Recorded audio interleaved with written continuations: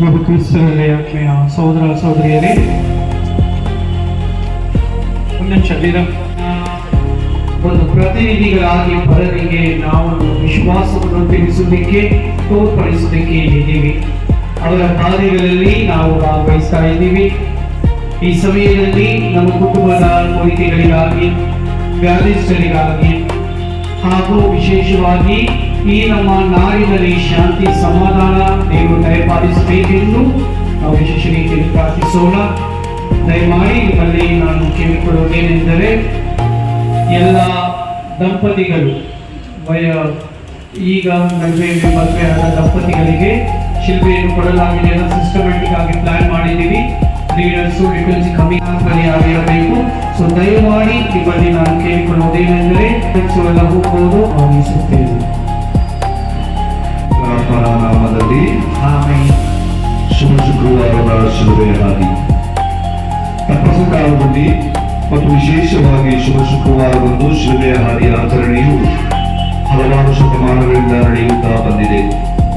ಸಂತ ಶ್ರೇಷ್ಠರು ಆಧ್ಯಾತ್ಮಿಕ ಪಯಣದಲ್ಲಿ ಕ್ರಿಸ್ತನ ಶಿಲುಬೆಯ ಧ್ಯಾನದ ಮೂಲಕ ಸಿದ್ಧಿಯನ್ನು ಪಡೆದುಕೊಳ್ಳುವಲ್ಲಿ ಯಶಸ್ಸನ್ನು ಕಂಡುಕೊಂಡಿದ್ದಾರೆ. ಅವು ಕೇವಲ ಯೇಸು ಸ್ವಾಮಿಯು ಭಾರವಾದ ಶಿಲುಬೆಯನ್ನು ಹೊತ್ತು ಕಲ್ವಾರಿ ಗಿರಿಯಲ್ಲಿ ಮಡಿದರು ಎಂಬುದನ್ನು ಮಾತ್ರ ಸೂಚಿಸುವುದಿಲ್ಲ. ಬದಲಾಗಿ ಪಾಪದಲ್ಲಿ ಮುಳುಗಿದ್ದ ಮನುಕುಲದ ರಕ್ಷಣಾ ಯಾತ್ರೆಯ ಯಾತನೆಗೆ ಸಾಕ್ಷಿಯಾಗುತ್ತದೆ.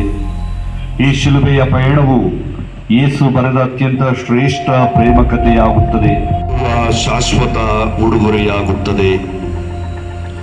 ಈ ಶುಭ ಶುಕ್ರವಾರ ನಾವು ಧ್ಯಾನಿಸುವ ಕಲ್ವಾರಿಯ ಪೂಜ್ಯ ಪಾಡು ಮರಣವು ಕರುಣಿಸಲಿ ಪ್ರಭುವಿನ ಹೇರಳವಾದ ಆಶೀರ್ವಾದಗಳನ್ನು ಪಡೆಯೋಣ.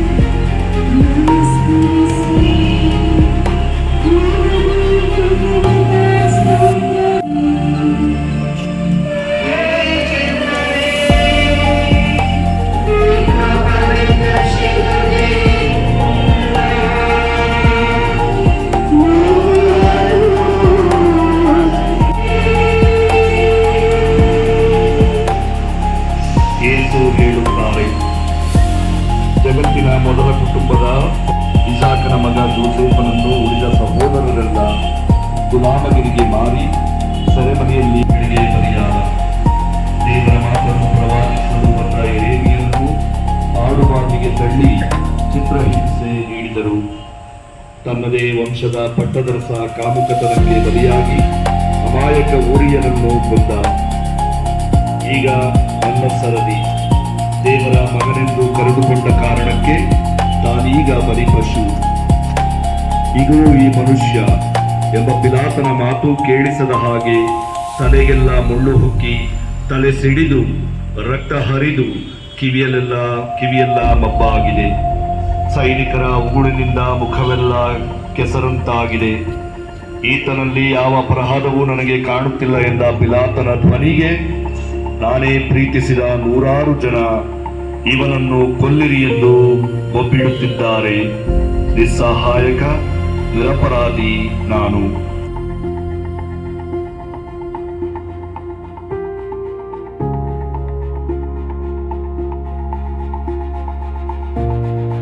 ಇದನ್ನೆಲ್ಲ ಹೇಳುತ್ತಿದ್ದಾರಲ್ಲ ಎಂಬ ಕಾರಣಕ್ಕೆ ನಿರಪರಾಧಿಗಳು ಅಪರಾಧಿಗಳಾಗುತ್ತಿದ್ದಾರೆ.